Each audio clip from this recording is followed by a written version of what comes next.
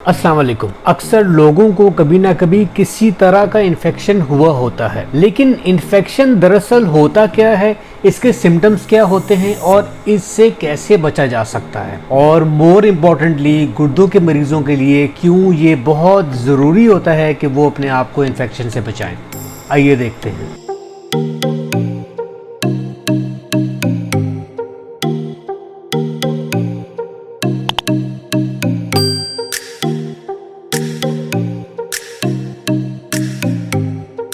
एक इंसान को इन्फेक्शन तब होता है जब नुकसान देने वाले बैक्टीरिया या वायरसेस जिस्म में दाखिल हो जाते हैं, और ये इन्फेक्शन पैदा करने वाले बैक्टीरिया और वायरसेस मुख्तलिफ तरीकों से फैलते हैं और मुख्तलिफ तरीकों से जिस्म में दाखिल हो सकते हैं, जैसे कि स्किन कांटेक्ट के जरिए, किसी गंदगी वाली जगह को छूने से या हाथ लगाने से, आलूदा खाना खाने से या पानी पीने से, सांस के जरिए, किसी आलूदा या नापाक चीज़ या जगह को हाथ लगाने से, अगर जिस्म पे कोई ज़ख़म या कट लग जाता है उस ज़ख़म या कट के ज़रिए भी ये बैक्टीरिया अंदर दाखिल हो सकते हैं। अब इन्फेक्शन किस तरह का होता है वो डिपेंड करता है कि किस तरह के बैक्टीरिया या वायरसेस जो हैं वो जिस्म में दाखिल हुए हैं। कुछ आम तरह की इन्फेक्शंस की मिसालें ये हैं, जैसे इन्फ्लुएंजा यानी flu, hepatitis, polio, dengue fever, typhoid, pneumonia,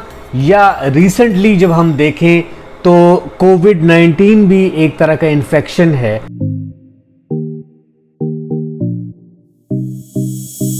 अब जब किसी को इन्फेक्शन हो जाता है तो उसके सिम्टम्स क्या होते हैं? जो मोस्ट कॉमन या बहुत आम जो अलामात हैं वो ये हैं कि अक्सर इन्फेक्शन के बाद या तो बुखार होता है, या ठंडे पसीने आते हैं, या गर्मी लगती है, या खांसी आती है, या गला ख़राब होता है, या नज़ला होता है, या ज़ुकाम होता है। इन्फेक्शन का एक ये भी सिम्टम है कि सांस लेने में दुश्वारी आती है। जिस जगह पे, जिस ज़ख़म पे या कट पे अगर इन्फेक्शन हो जाए तो वहाँ पर सूजन हो जाती है, वहाँ पर दर्द शुरू हो जाती है। इसके अलावा डायरिया, वॉमिटिंग, पेट में दर्द या किसी भी जगह पे दर्द जो है वो इन्फेक्शन की वजह से हो सकता है।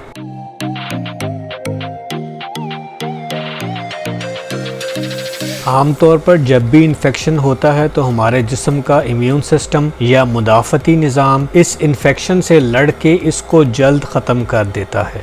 जब गुर्दों की बीमारी होती है और गुर्दे कमज़ोर हो जाते हैं तो जिस्म में आम तौर पर इम्यून सिस्टम जो होता है वो भी कमज़ोर हो जाता है।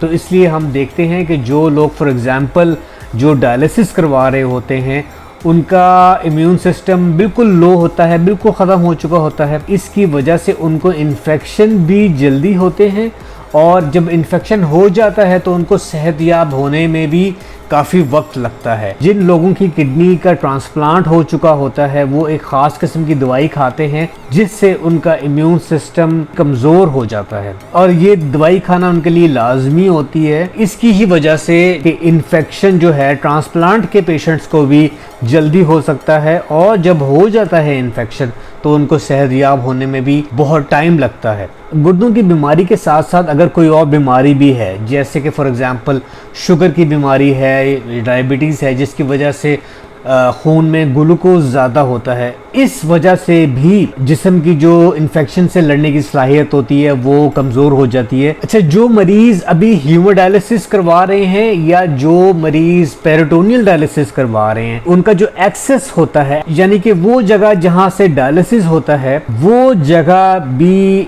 आसानी से इन्फेक्शन का शिकार हो सकती है। इन तमाम वजूहात से गुर्दों के मरीजों को इन्फेक्शन का ज़्यादा खदशा होता है, और उनको चाहिए कि वो अपना बहुत ही ख्याल रखें और इन्फेक्शन से बचें।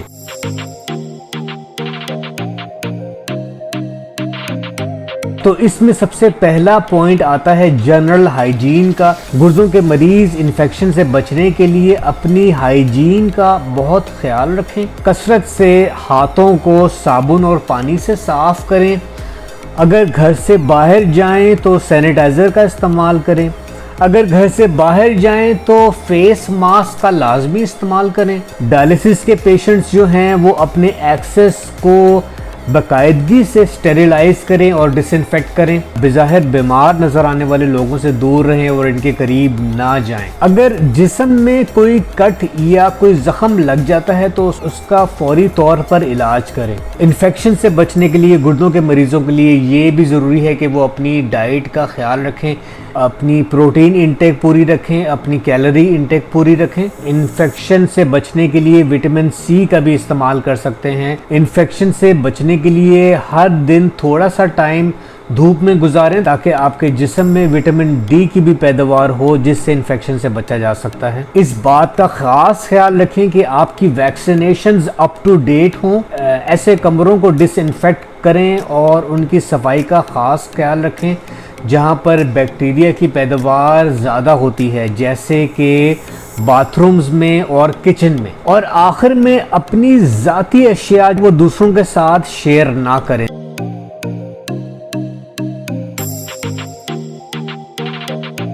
लेकिन बदकिस्मती से अगर किसी गुर्दे के मरीज़ को इन्फेक्शन हो जाए तो उस सूरत हाल में उनको क्या करना चाहिए? नंबर 1, आपने फौरी तौर पर अपने डॉक्टर से रुजू करना है और उनके साथ अपने सारे होने वाले सिम्टम्स को डिस्कस करना है ताकि वो आपको उस इन्फेक्शन से लड़ने के लिए दवाइयाँ तजवीज़ कर सके। नंबर 2, डॉक्टर के मशवरे के साथ एंटीबायोटिक्स या जो भी दवाइयाँ डॉक्टर तजवीज़ करते हैं वो फौरी तौर पर शुरू करनी चाहिए। नंबर 3, इसके साथ साथ इन्फेक्शन से लड़ने के लिए ज़रूरी है कि जिस्म को आराम मिले, तो ज़्यादा फिज़िकल एक्टिविटीज़ ना करें और आराम करें। नंबर 4, इन्फेक्शन से लड़ने के लिए ज़रूरी है कि आपके जिस्म को सही तरह ग़िज़ा मिले, सही डाइट मिले, तो अपनी डाइट पे भी ध्यान दें। अपने आप को आइसोलेट कर लें और लोगों से मिलना जुलना कम कर दें। और आपकी जो भी ट्रीटमेंट्स जारी हैं, अगर डायलिसिस की ट्रीटमेंट जारी है या अगर आपका ट्रांसप्लांट हुआ है तो आप उसके लिए अगर आप कोई ख़ास दवाइयाँ ले रहे हैं तो वो ट्रीटमेंट्स जारी रखें, उनको रोकें मत। नाजरीन, उम्मीद है आपको ये वीडियो पसंद आई होगी। अगर आपको लगता है इस वीडियो से किसी का फ़ायदा हो सकता है तो उनके साथ ये वीडियो शेयर ज़रूर करें। जाने से पहले हमने पाकिस्तान में पहली बार गुर्दों के मरीज़ों के लिए एक फ्री हेल्पलाइन का आगाज़ किया है। इस हेल्पलाइन पे आप हमारे नुमाइंदे के साथ कांटेक्ट करके मुफ्त की गाइडेंस ले सकते हैं। नंबर कहीं नीचे आ रहा होगा स्क्रीन के ऊपर या डिस्क्रिप्शन में। अपना बहुत बहुत ख्याल रखें, इन्फेक्शन से बचें और अगली वीडियो तक के लिए अल्लाह हाफ़िज़।